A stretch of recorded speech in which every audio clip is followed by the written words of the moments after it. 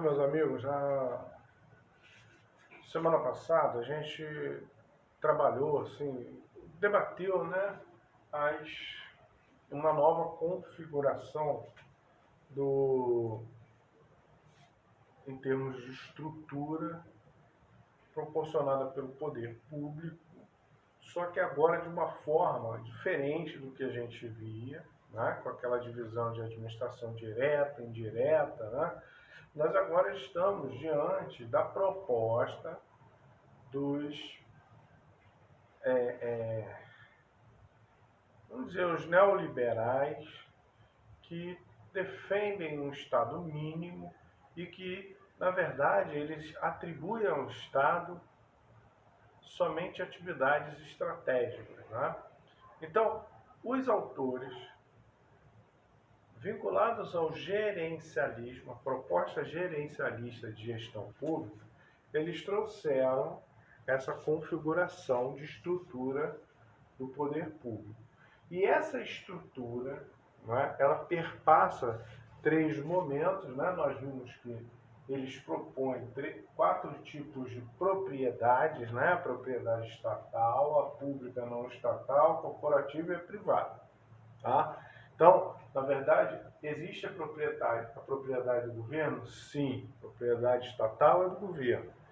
Aí as demais, né, a pública não estatal, quer dizer, eu defendo o interesse público, mas não pertenço ao Estado. Defender o interesse público significa dizer que eu tenho que abrir mão do lucro, ok? Deixa eu botar o microfone aqui, só um minuto. Então, abrir mão do lucro significa, e defender um interesse público, eu estou diante de uma propriedade que ela é pública. Por quê? Porque não visa lucro e defende o interesse público. E ela é não estatal, ela não pertence ao governo. Aí existe a propriedade corporativa, que ela tem uma característica peculiar, que ela é privada, mas ela tem como objeto social a defesa de interesses de um grupo dentro da sociedade. Por exemplo, eu dei o exemplo do CRA, Conselho Regional de Administração. Defende o interesse de quem? Dos administradores, é um público dentro da sociedade. Né? O sindicato dos petroleiros, ele defende aquela classe trabalhadora ali. O sindicato das empresas de transporte coletivo, parará, parará. É uma instituição privada, tá?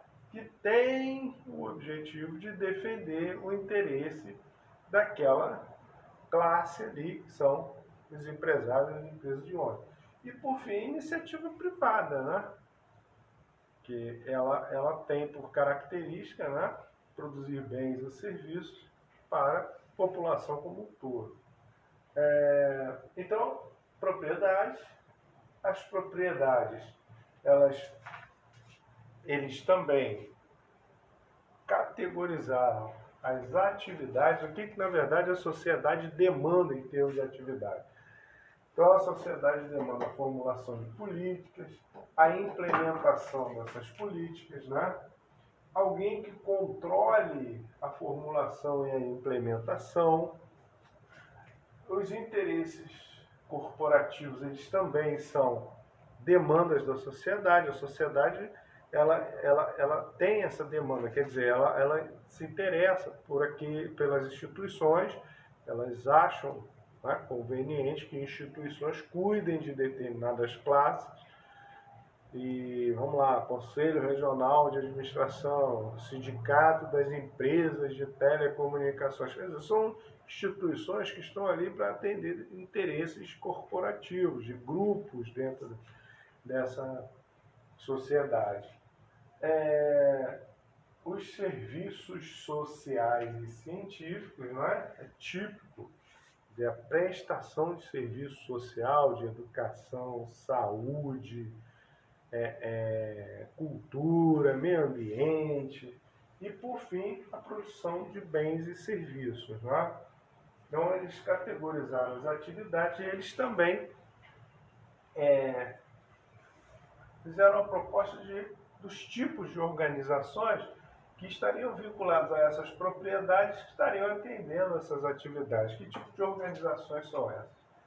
As secretarias, as agências, as organizações de interesses públicos, as OS, os sindicatos e as associações, né? As instituições filantrópicas e as empresas comerciais.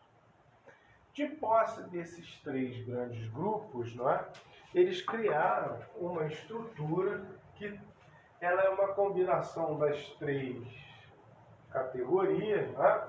Aqui eu tenho as propriedades, ó, a propriedade estatal, a propriedade pública não estatal, a propriedade corporativa e a propriedade privada.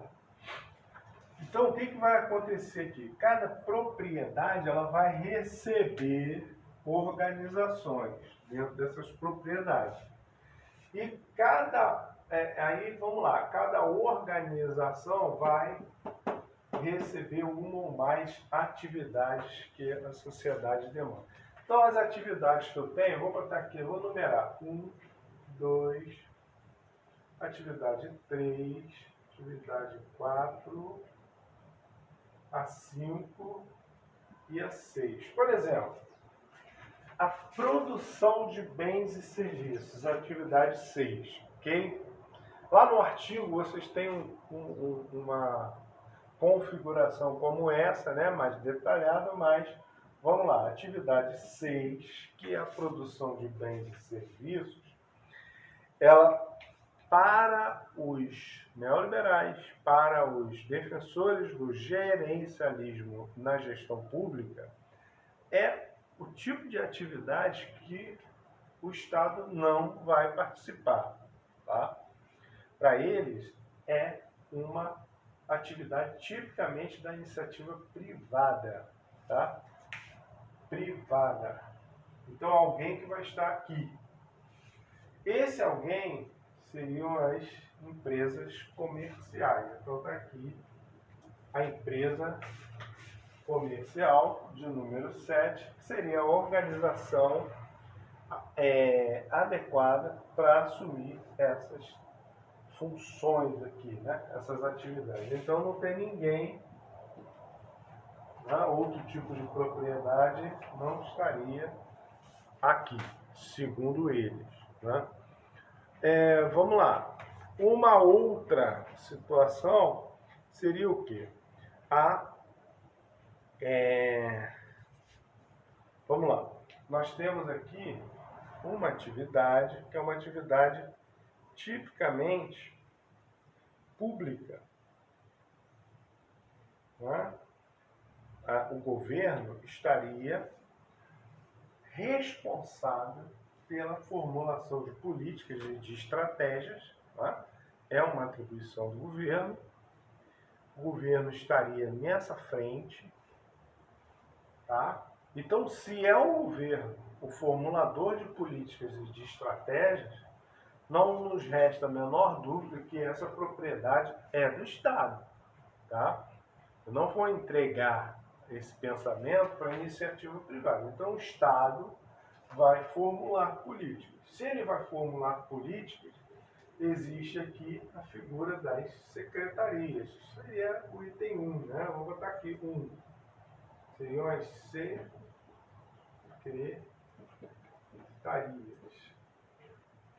As secretarias são propriedades estatal e elas estão atendendo essa atividade aqui, atividade 1. Tá? E uma outra função que é tipicamente pública é a implementação dessas políticas, que está sob responsabilidade das agências, que seriam a organização 2, vou botar aqui, agências. Então, as secretarias, elas vão atuar na atividade 1, formulando política, as agências na atividade 2, que é a implementação dessas políticas.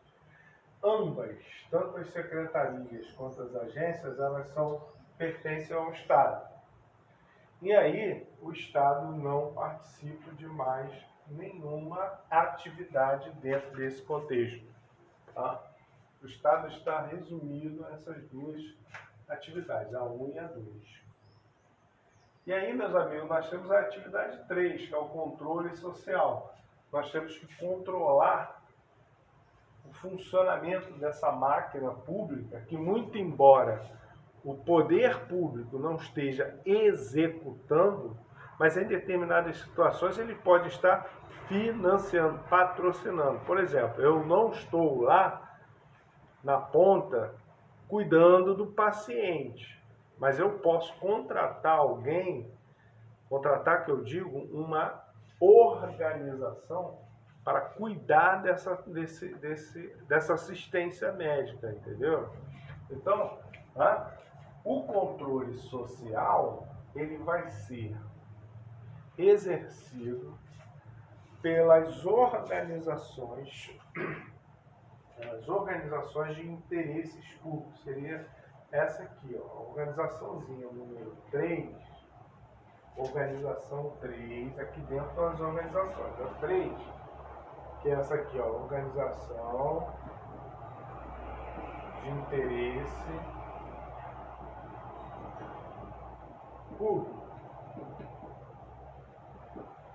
Ela é uma organização não estatal, não é o governo que vai fazer isso, é uma outra entidade, tá? Essa entidade ela não é pública, mas ela defende o interesse público. Por quê? Porque ela está controlando as ações do Estado, as ações de outras organizações porque estão vinculadas ao Estado, exatamente para exercer esse controle. Ela é independente, tá? Então ela não pertence ao governo e muito menos ela pertence à iniciativa privada, defende interesses corporativos. Ela defende o interesse público, tá? E nós temos agora, nós já usamos as 3 aqui, ó. 1, 2, 3. Qual o tipo de atividade que precisa ser atendida ali? Atividade 4. Os interesses corporativos. Que tipo de organização estaria vinculado a essa atividade? Né? A atividade número 4, defesa de interesse corporativo, poderia estar aqui exercido pelos sindicatos. Eu acho que aqui cabe os sindicatos e as associações. São empresas, são organizações, cadê elas? São organizações, né? Sindicatos e associações, exercendo a atividade aqui, ó, número 4, que é de interesses corporativos. E que tipo de propriedade? A propriedade corporativa. Tá?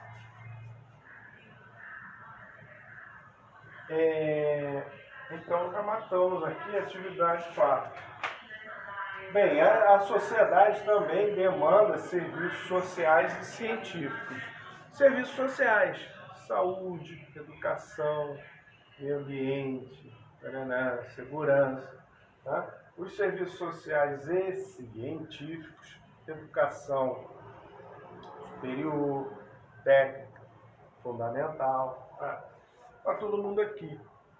São atividades que a sociedade demanda.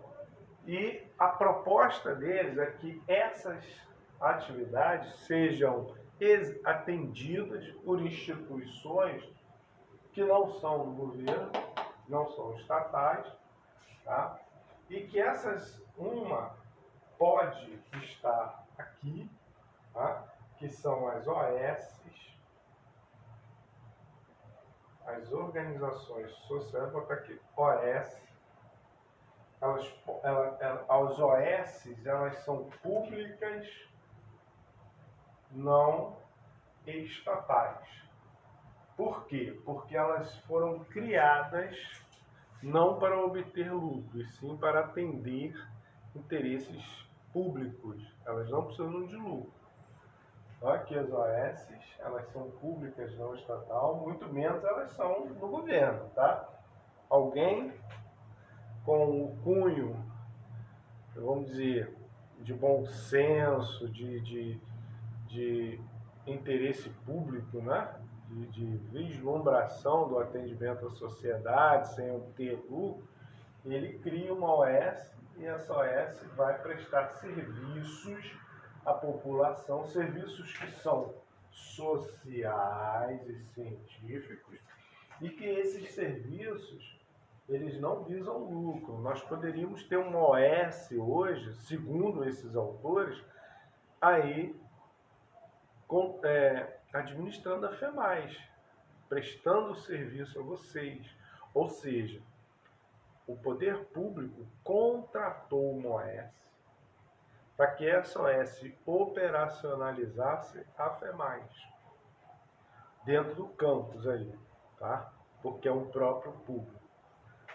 Mas também a FEMAIS, ou então, não existe FEMAIS, mas o município tem interesse em financiar o ensino superior. E aí pega o recurso, entrega para uma outra instituição, para que essa instituição te atenda. Por exemplo, se o município entregasse um recurso à Salesiana, para a Salesiana formar você como administrador, talvez a Salesiana poderia ser uma empresa filantrópica. Cadê ela? Aqui, ó, instituição filantrópica. A instituição filantrópica, vou abreviar aqui, a instituição filantrópica, ela é uma instituição que tem alguns incentivos fiscais, exatamente por quê? Para baratear o custo do serviço prestado e esse serviço poder ser estendido à população, tá? Então, por exemplo, o serviço social, ele pode ser exercido por uma OS, que ela não visa lucro, como pode ser exercido por uma instituição filantrópica, que ela é privada, que provavelmente tem interesse em lucro, mas que por força de alguns incentivos ela consegue baratear o seu preço em função de alguns amparos aí no custo. Vou dar um exemplo aqui, eu falei da Salesiana, as instituições confessionais, religiosas, né, elas costumam ter esse incentivo, né? E com isso elas concedem bolsas, elas podem reduzir o preço das mensalidades e tornar o público mais acessível a essas instituições. Dou exemplo também dos casos de Santa Casas, né, de Misericórdia, que são instituições religiosas que prestam serviços na área de saúde e que também, por força de amparos, elas conseguem até, né, reduzir drasticamente o custo desse serviço e assumem, de certa forma,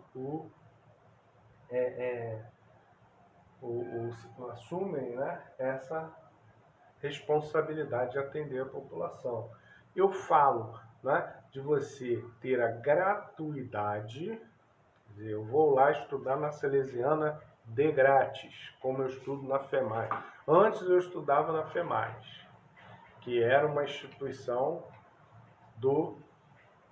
uma administração direta, mas aí o governo resolveu implantar o gerencialismo. Aí o que ele faz?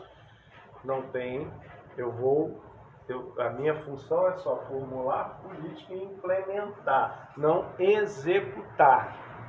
A execução, para aí, eu tenho os alunos da FEMAIS, o que eu faço com eles? Vou contratar uma OS, tá?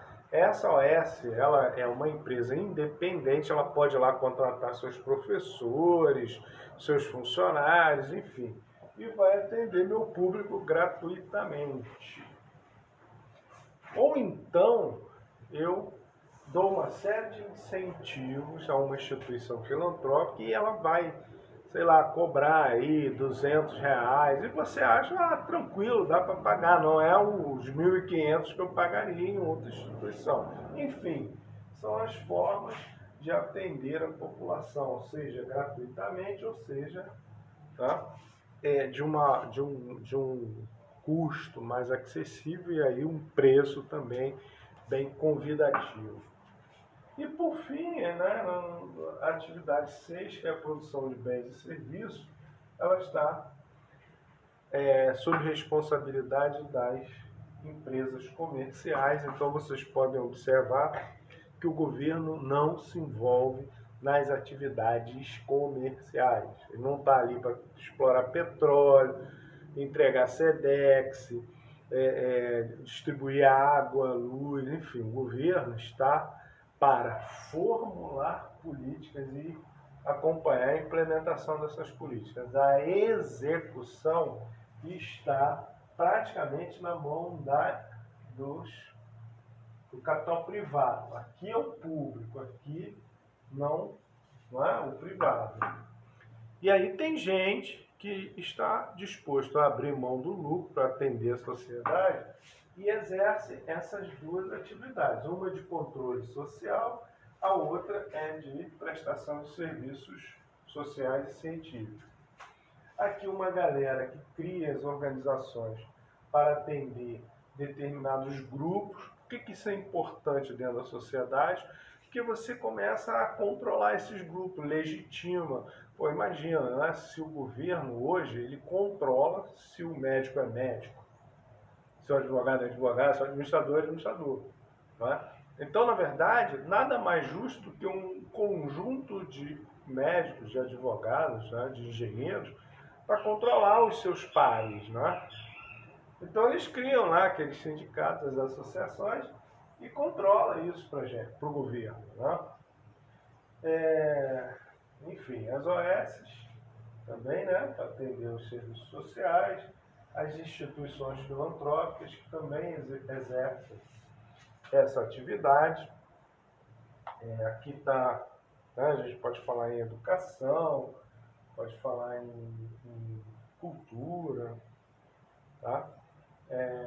Enfim, a configuração é essa, o poder público está aqui, o atendimento à sociedade, que hoje o poder público está muito presente, ele repassa, mas não deixa de controlar, tá? E esse controle, por sua vez, ele não pertence ao governo, é um controle privado também, tá? Então, essa é a configuração do modelo estrutural de gerência pública, quer dizer, a filosofia gerencialista de gestão pública para, né, essa nova proposta que foi implantada a partir de 95. Tá ok? Então, espero ter ajudado vocês.